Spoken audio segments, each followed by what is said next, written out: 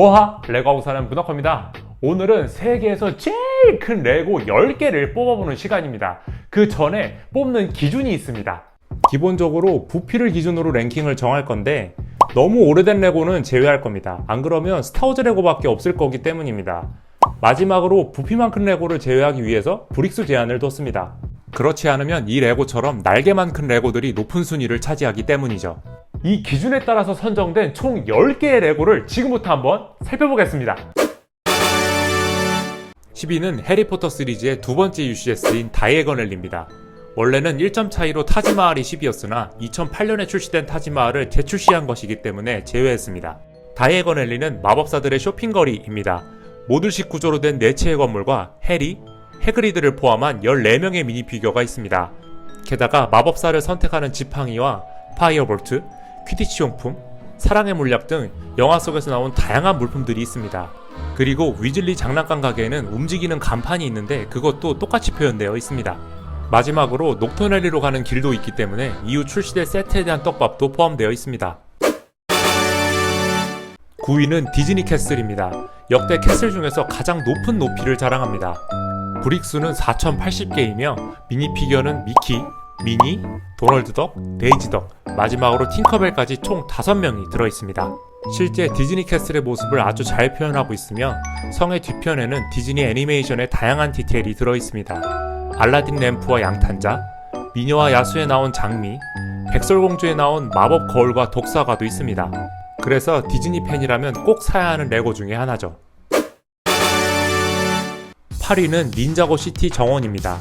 역대 가장 큰 닌자고 제품이며 그에 걸맞게 미니피규어가 무려 19명이나 들어있습니다. 그 중에는 10주년 기념 미니피규어인 골든 마스터우도 포함되어 있습니다.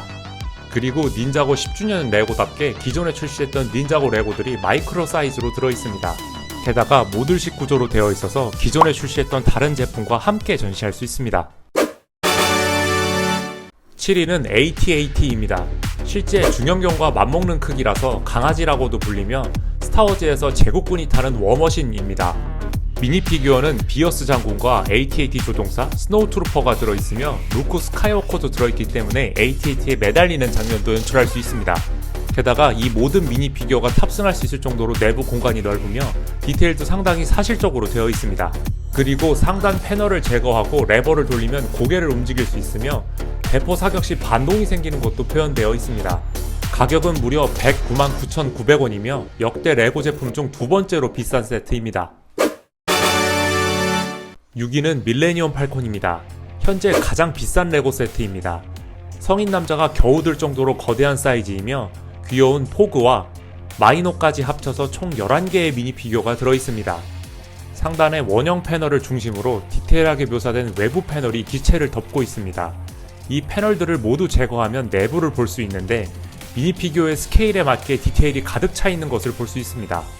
게다가 4명의 미니피규어가 들어가는 조종석, 도킹 도어, 탑승용 경사로, 숨겨진 블래스터 캐논도 있습니다. 스타워즈 레고의 끝판왕이라고 불리고 있으며 레고 팬이라면 하나쯤 갖고 싶은 욕심이 들 정도의 세트입니다. 5위는 해리포터 호그와트 캐슬입니다. 해리포터 영화에 나오는 성이며 역대 레고 캐슬 중에서도 가장 큰 스케일을 자랑합니다.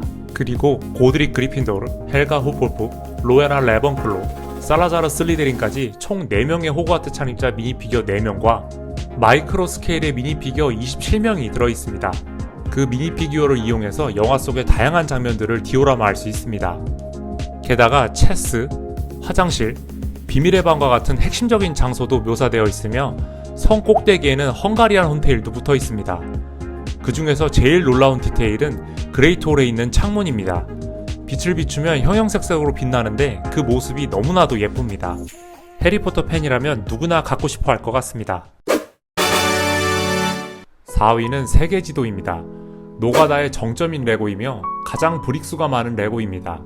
11,000개가 넘는 도트 브릭으로 이루어져 있으며 여러가지 버전으로도 조립할 수 있습니다.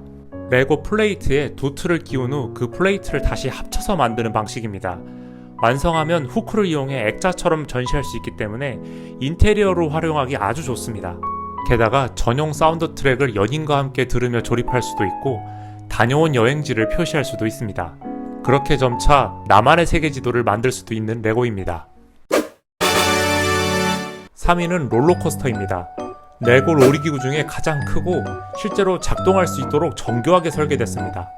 레버를 돌려 롤러코스터를 작동시킬 수 있으며 파워 펑션 모터로도 구동이 가능합니다. 제일 높은 곳까지만 올려놓으면 그 이후로는 위치 에너지에 의해서 자동으로 내려옵니다. 그 와중에 실제 롤러코스터처럼 사진을 찍을 수 있는 카메라도 구현되어 있습니다. 그 밖에 포토부스와 벤치, 솜사탕 판매대, 신장 계측기도 있습니다. 이 레고를 보고 있으면 마치 놀이기구를 타는 것 같아서 기분이 좋네요. 2위는 타이타닉입니다. 아마 이 레고를 가장 많은 분이 우승 후보로 생각했을 것 같습니다. 그도 그럴 것이 길이가 무려 135cm나 됩니다. 레고 중에서 가장 길이가 길죠. 단순히 길이만 긴 레고는 아닙니다. 총 3부분으로 분리한 후 단면을 보면 많은 디테일이 들어있는 것을 볼 수 있습니다. 게다가 엔진도 실제로 움직입니다.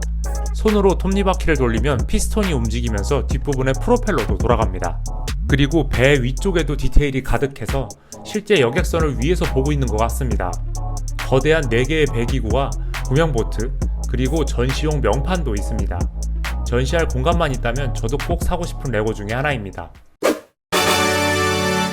대망의 1위는 무려 200점을 넘긴 임페리얼 스타 디스트로이어입니다. 줄여서 ISD라고 부르죠. 2002년에 출시한 ISD를 업그레이드해서 재출시한 버전입니다. 하지만 앞서 소개한 밀레니엄 팔콘과는 다르게 안쪽이 텅 비어 있습니다. 그래서 외관에서 보이는 디테일이 전부라는 점이 좀 아쉽습니다. 함선은 정말 거대합니다. 길이가 무려 110cm나 되는데 이는 전작에 비해서 12cm나 길어진 것입니다. 위쪽에는 함교 탑이 있는데 2개의 디플렉터 쉴드와 안테나까지 표현되어 있습니다. 그리고 뒷부분에는 거대한 엔진이 있는데 기계장치 표현이 정말 사실적으로 되어 있습니다. 미니 피규어는 제국군 장교와 승무원 각각 한 명씩 들어있으며 마이크로 사이즈의 탄티브와 제국군 전투기인 타이파이터도 있습니다. 레고에서는 꾸준하게 ISD를 재출시하고 있습니다. 그래서 언젠가는 밀레니엄 팔콘처럼 내부 디테일도 구현된 UCS급 ISD도 출시할 수 있다고 생각합니다. 그렇게 되면 제일 큰 레고 타이틀은 또 바뀌게 되겠네요. 네, 지금까지 세상에서 제일 큰 레고 10개를 만나보고 왔습니다. 제가 열심히 조사를 한다고 했지만 빼놓은 레고가 있을 수도 있어요. 그런 레고가 만약에 있다라고 하면은 다른 분들도 알 수 있게 댓글로 알려주시면 좋겠습니다. 자, 제가 준비한 영상 이제 여기까지입니다. 시청해주셔서 감사합니다. 여러분 그러면 안녕!